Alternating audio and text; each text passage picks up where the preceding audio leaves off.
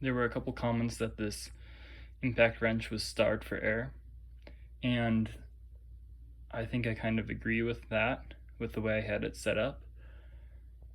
The wrench was not able to remove this crank bolt when I first tried it.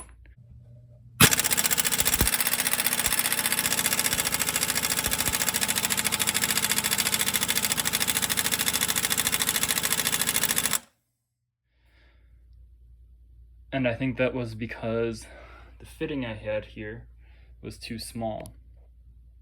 However, when I took the fitting out, it took it off in a matter of seconds.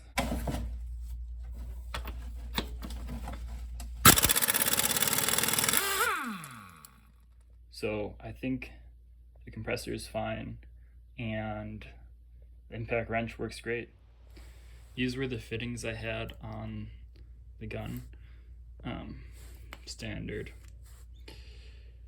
But you can see it's a relatively small hole for the air to pass through in comparison to how big the hose is, or how big it is going into the gun. So I think these are probably the issue. I could upgrade these to high flow fittings, which would probably solve the problem as well.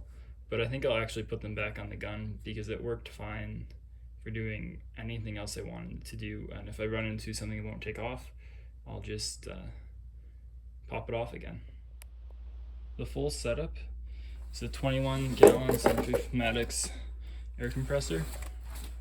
I bought this off from a local guy for 80 bucks. Then I've got a 50-foot 3/8 Merlin air hose. And that works great. The compressor doesn't cycle on very often when I'm using with the gun. I can remove quite a few fasteners before it comes on.